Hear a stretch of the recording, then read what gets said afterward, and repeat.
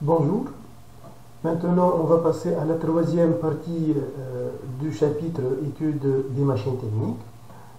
C'est l'étude d'une machine d'ITERM en étudiant le diagramme de Ravo. Donc tout d'abord on va commencer par donner les paramètres qu'on va les étudier. Pour une machine d'ITERM, il faut savoir que le fluide caloporteur il va décrire, il va effectuer des cycles afin d'avoir un rendement permanent.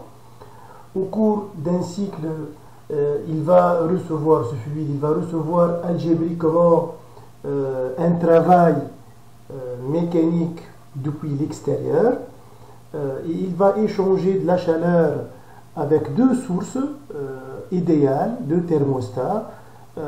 L'une est chaude, l'autre est froide. Donc on va noter QF, la quantité de chaleur échangée avec la source froide, qui a une température TF, et il va échanger d'autre part une quantité de chaleur QC avec l'autre source chaude, qui a une température TC. Évidemment, donc la température de la source chaude est plus élevée que celle de la source froide. Donc comme vous voyez ici, donc ça c'était un prototype. C'est un schéma qui illustre une machine thermique, elle schématise déjà une machine thermique. Comme vous voyez, le fluide caloporteur, il est en contact avec deux sources externes de chaleur et il va échanger de la chaleur avec l'extérieur. Donc, on va commencer par l'étude de définir déjà les deux équations qui traduisent le premier et le second principe. Vu que l'énergie interne et l'entropie sont des fonctions d'état, alors lors d'un cycle, leur variation vaut 0. Donc la variation d'énergie interne qui n'est autre que le travail plus la chaleur totale échangée vaut 0. Donc on a le travail plus la chaleur reçue depuis la source chaude plus la chaleur reçue depuis la source froide égale 0. La deuxième équation, la deuxième inégalité, c'était l'inégalité de Clausius. Vu que la variation d'entropie d'après le second principe, c'était l'entropie échangée plus l'entropie créée. L'entropie créée est positive ou nulle. La variation d'entropie est nulle lors d'un cycle. On aura alors quoi? On aura une entropie échangée de ce fluide caloporteur est négative ou nulle, inférieure ou égale à 0. Et vu que l'échange s'effectue avec des thermostats, on aura alors QC sur TC plus QF sur TF est inférieur ou égal à 0. Donc, tout au long de ce chapitre, on va chaque fois appliquer ces deux équations, ces deux relations. Donc, commençons tout d'abord par définir c'était quoi le diagramme de Ravo et son utilité. En fait, le diagramme de Ravo, on trace en fait QC, la chaleur reçue depuis la source chaude, et la chaleur en fonction de la chaleur reçue par la source froide. Dont le but, c'était de savoir les conditions sur QC et QF pour avoir un fonctionnement moteur ou avoir un fonctionnement récepteur de la machine. Donc c'est pour cette raison qu'on va tracer deux courbes. La première courbe, c'était QC est égal à moins QF, c'était la deuxième bisectrice, c'était la courbe en bleu. C'était cette courbe en bleu. La deuxième courbe qu'on va la tracer, donc qui est déjà tracée, c'était la courbe rouge, c'était la droite rouge, et elle correspond à QC est égal à moins TC sur TF fois QF. Ça correspond en fait à une équation comme ça figure dans le diagramme, QC sur TC plus QF sur TF égale 0. Maintenant, on va se placer dans le cadre d'une machine qui peut fonctionner. Une machine qui peut fonctionner, c'est-à-dire que thermodynamiquement, le cycle, il est possible. Donc, il faut que l'inégalité de Clausius soit vérifiée. Donc, il faut que QC sur TC plus QF sur TF est inférieur ou égal à 0. Donc, où on doit se placer pour avoir QC inférieur à moins TC sur TF fois QF? Donc, on doit se placer au-dessous de la courbe rouge, quelque part ici. Donc, les régions ou les domaines qui satisfont à cette relation, à cette inégalité, sont les régions 1, 2, 3 et 4. Donc, les conditions sur la quantité de chaleur reçue depuis la source chaude et celle reçue depuis la source froide sont les chaleurs qui vérifient les 4 domaines 1, 2, 3 et 4. Donc au-dessus de cette courbe 1, on n'a plus de cycle réellement abordable ou faisable. Bon, maintenant on va passer quand est-ce qu'on va avoir une machine motrice. Donc on sait bien qu'un moteur thermique correspond à une source de travail vers l'extérieur. Donc le travail fourni par le fluide vers l'extérieur. Donc le travail, son signe est négatif, c'est une perte d'énergie, donc le travail est négatif.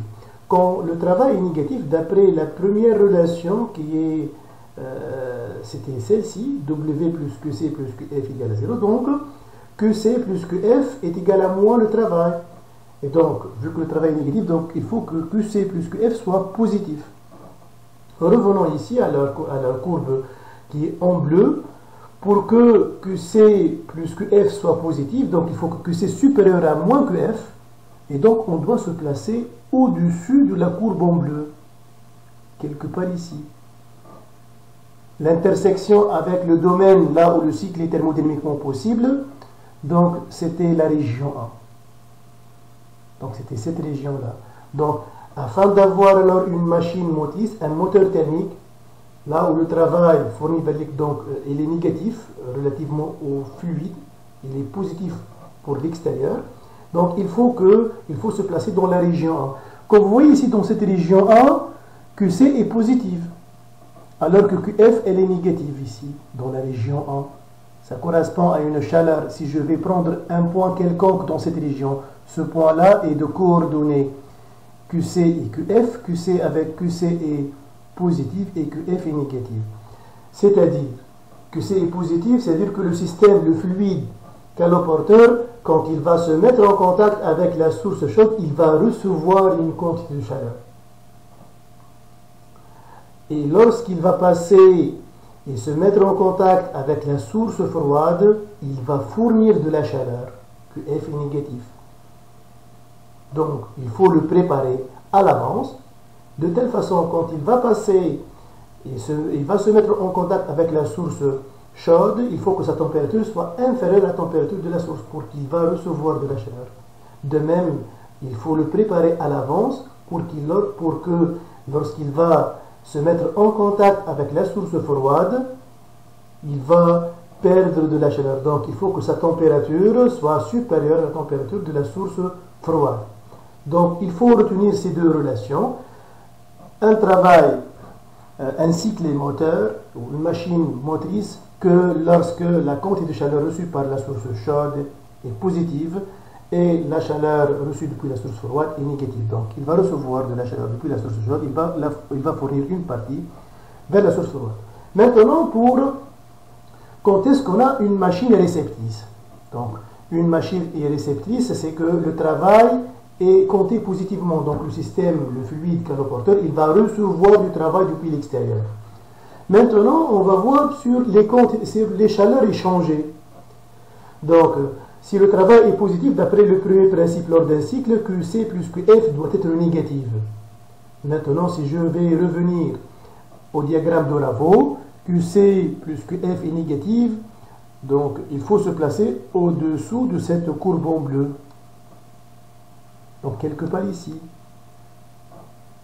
L'intersection avec la région là où le cycle est thermodynamiquement possible, donc on peut rejeter donc cette région-là. Donc il faut se placer dans les régions 2, 3 et 4. Maintenant, on va analyser ces trois régions.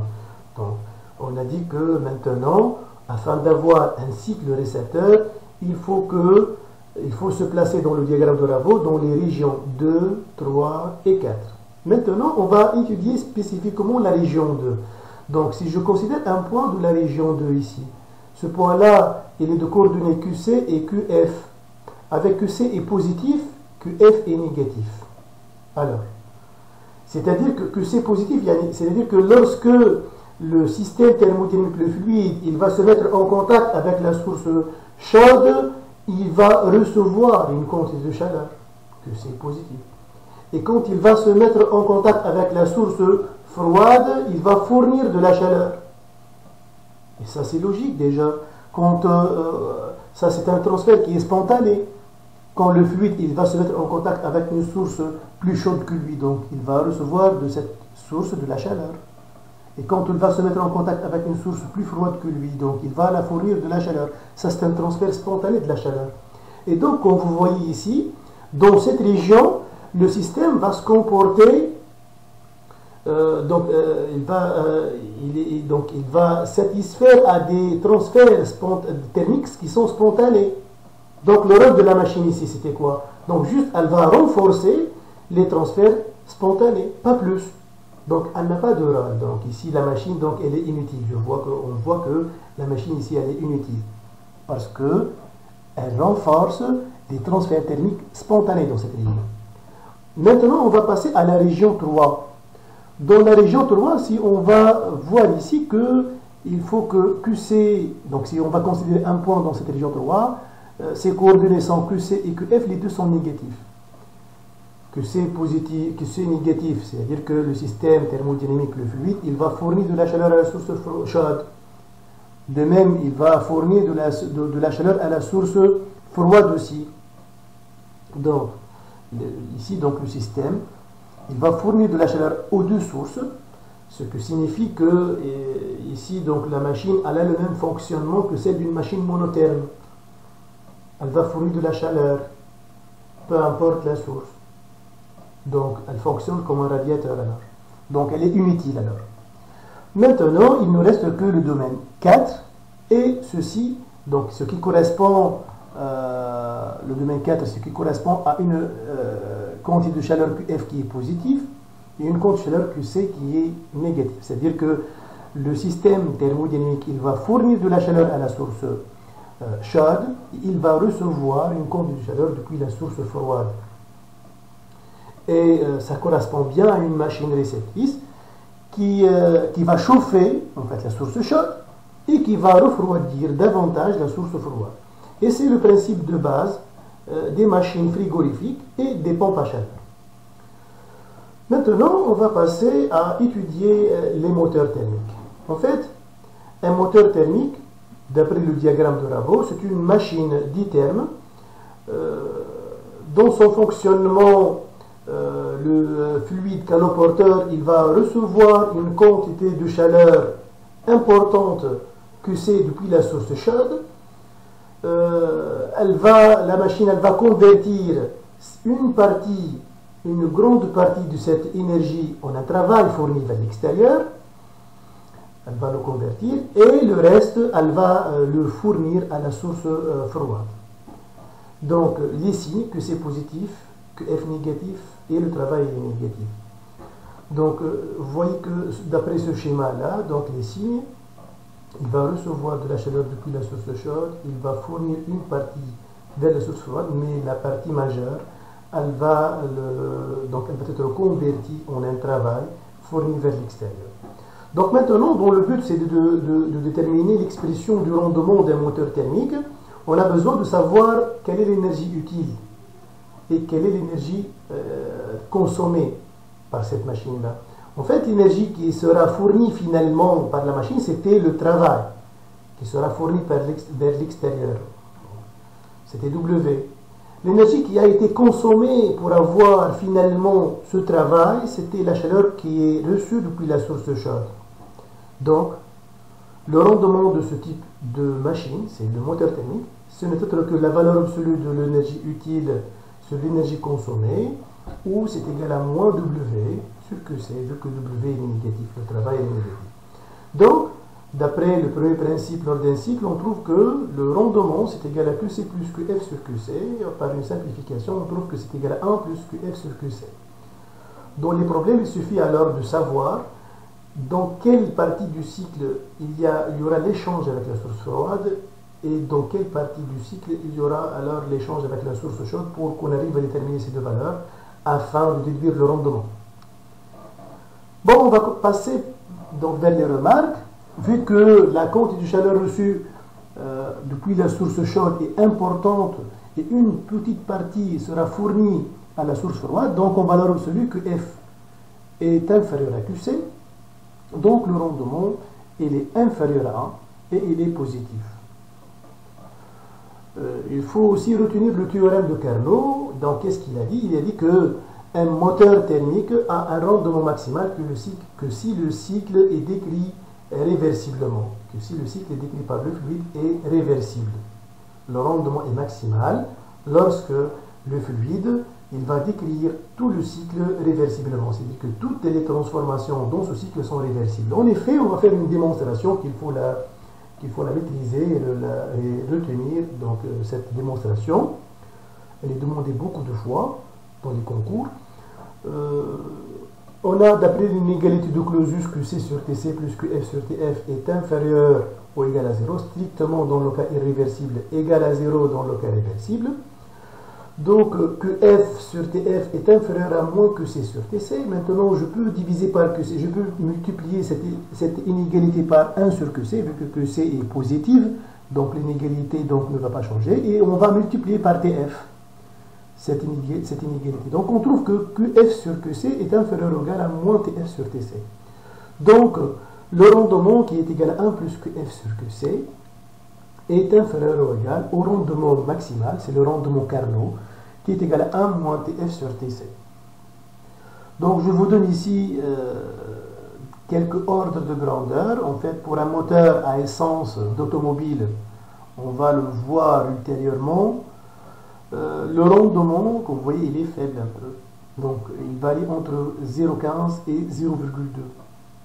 Pour un moteur diesel, le rendement il est beaucoup plus meilleur que celui du moteur à essence.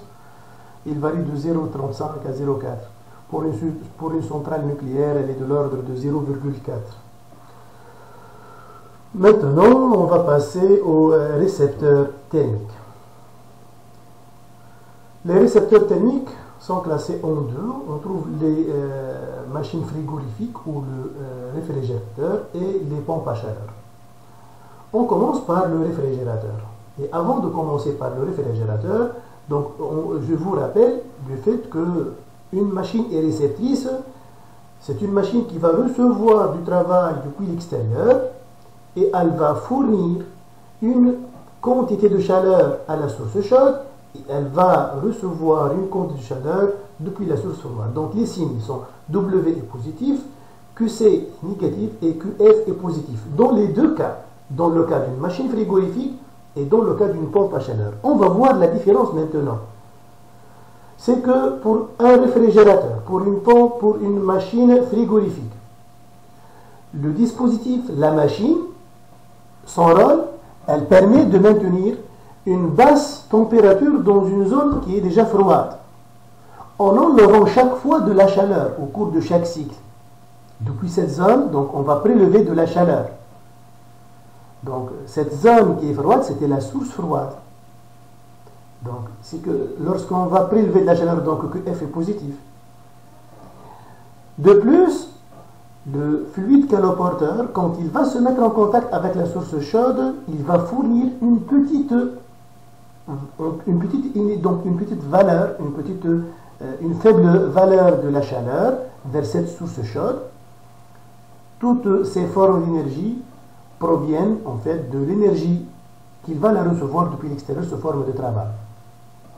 Donc, il faut savoir qu'une grande partie de l'énergie reçue, du travail reçu, elle sera utile pour refroidir davantage la source froide. Elle sera une grande partie sera utilisée pour refroidir la source froide et le reste, qui est minimal, sera exploité pour chauffer la source chaude.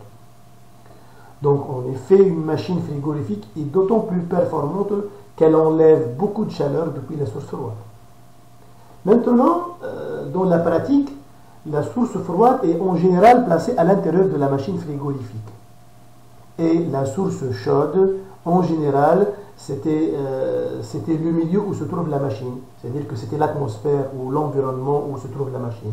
Comme exemple de machine frigorifique, c'était le réfrigérateur, qu'on utilise déjà, les climatiseurs, etc. Maintenant, on va passer à déterminer ou étudier l'efficacité de la machine frigorifique. Pour savoir ça, donc il faut tout d'abord savoir quelle est l'énergie utile qui sera fournie par la machine et quelle est l'énergie qui sera consommée déjà pour obtenir l'objectif.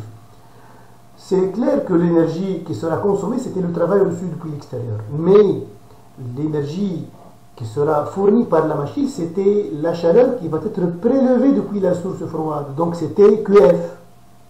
QF est positif, le travail est positif. Donc on n'a pas besoin de corriger avec des signes. L'efficacité de cette machine, c'est égal à QF sur le travail reçu depuis l'extérieur. Tout en remplaçant le travail à partir du premier principe lors d'un cycle, tout en remplaçant le travail, on trouve que l'efficacité, c'est égal à combien alors? C'est égal à moins que F sur QC plus que F est égal à moins 1 sur 1 plus QC sur QF. On va énoncer le théorème de Carnot. Donc Carnot, il a dit que l'efficacité d'une machine frigorifique d'Iterne est maximale que lorsque le cycle est décrit réversiblement. En effet, on va faire la démonstration. Comme on a dit que l'efficacité E, c'est égal à moins 1 sur 1 plus QC sur QF, on va essayer de chercher que doit vérifier QC sur QF.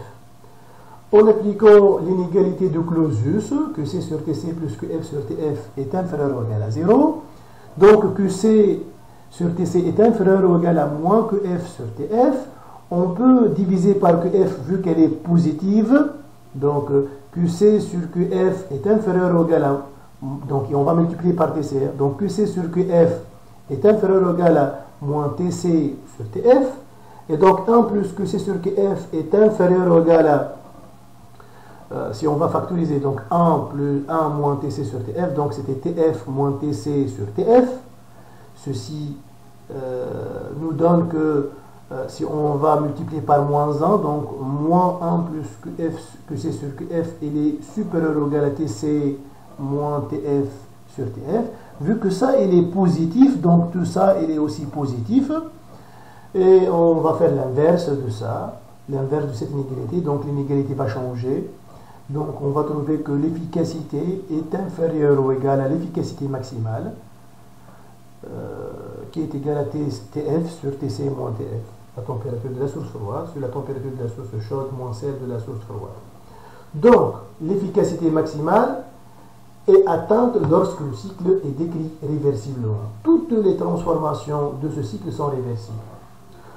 Ce qui est remarquable est déjà que cette efficacité est maximale. Cette efficacité est maximale lorsque l'écart entre les températures des sources froides et chaudes est minimal. Donc je vous donne un ordre de grandeur. Un ordre de grandeur. Si la source chaude, sa température est de 293 Kelvin, donc c'était la température ambiante. Et la température de la source froide est l'ordre de 262 Kelvin. On trouve une efficacité maximale de l'ordre de 7,9. Donc, alors que la valeur réelle de l'efficacité, donc elle est beaucoup plus faible, vu qu'il y a beaucoup de pertes durant le cycle, et aussi vu que les cycles réels ne sont pas parfaitement réversibles. Maintenant, on va passer à la deuxième machine réceptrice, c'était la pompe à chaleur. Pour la pompe à chaleur, donc de même, elle a un fonctionnement similaire à celle de la machine frigorifique. En fait, elle va recevoir du travail depuis l'extérieur. Une partie de ce travail sera fournie à la source chaude et le reste sera utile pour prélever de la chaleur depuis la source froide. Mais le plus important ici, c'est que une grande partie du travail reçu sera fournie à la source chaude, donc pour la surchauffer.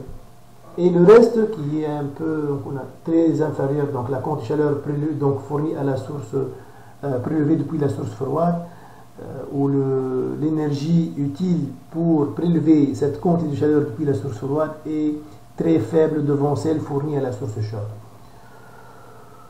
Donc c'était le même principe d'échange que le réfrigérateur. De plus, dans la pratique, la source froide est généralement placée à l'extérieur du bâtiment à chauffer.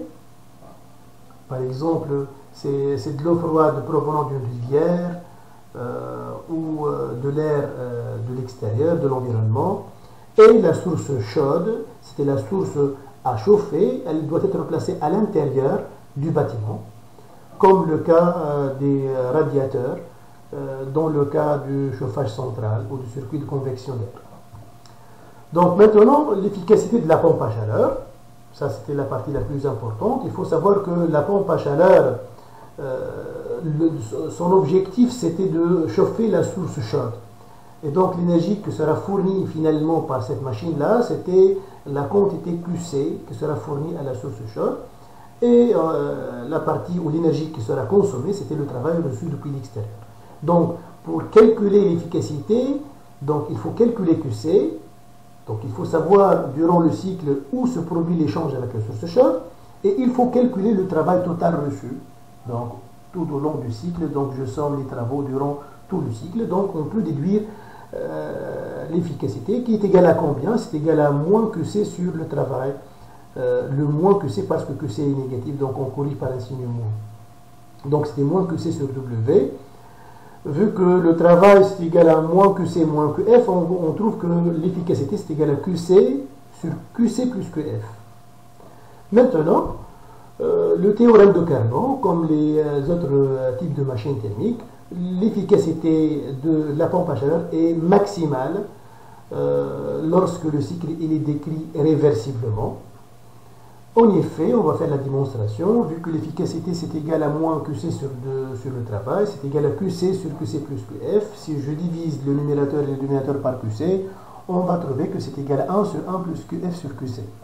Donc on va essayer de trouver alors la relation vérifiée par ce terme pour qu'on puisse faire l'inégalité vérifiée par l'efficacité. Donc QC sur TC plus QF sur TF est inférieur ou égal à 0. Donc QF sur TF est inférieur ou égal à moins QC sur TC. Donc si on va multiplier par TF, on va trouver que QF est inférieur ou égal à moins TF sur TC fois QC. Si on va multiplier par 1 sur QC, vu que QC est négatif, donc l'inégalité va changer. Donc on va trouver que QF sur QC est supérieur ou égal à moins TF sur TC. On va ajouter 1 à cette inégalité. Donc 1 plus QF sur QC, il est supérieur ou égal à 1 moins TF sur TC, qui est égal à TC moins TF sur TC. Donc l'inverse de ça, qui n'est autre que l'efficacité, elle est inférieure ou égale à TC sur TC moins TF, qui n'est autre que l'efficacité maximale et qui est obtenue que lorsque la transformation, lorsque le cycle est décrit réversiblement. De la même façon, ici l'efficacité maximale est atteinte, donc l'efficacité maximale est donc beaucoup plus supérieure, donc elle est maximale, elle est plus importante que lorsque l'écart entre les températures des deux sources sont voisines. Donc comme c'est déjà écrit dans la remarque, d'après cette formule, une pompe à chaleur est d'autant plus efficace que l'écart des températures entre la source chaude et la source froide est faible. Je vous donne ici un exemple pratique. Il est identique à celui des radiateurs thermiques. La température de la source chaude, c'était celle du local de l'ordre de 2,93 Kelvin. La température de la source froide, qui est la température de l'air extérieur, donc à l'hiver, c'était presque ça, donc c'est 2,79 Kelvin. On va trouver une efficacité maximale. Vous voyez ici l'ordre de grandeur, c'était de l'ordre de 20,9. De même, la valeur réelle de l'efficacité, c'est sûr qu'elle est faible devant cette valeur, vu que les cycles ne sont pas décrits réversiblement comme on souhaite, et de plus, il y a beaucoup de pertes d'énergie. Donc, je vous remercie pour votre attention. On va passer dans la prochaine vidéo à étudier, à faire un récapitulatif avant de commencer la dernière partie du chapitre. Je vous remercie encore.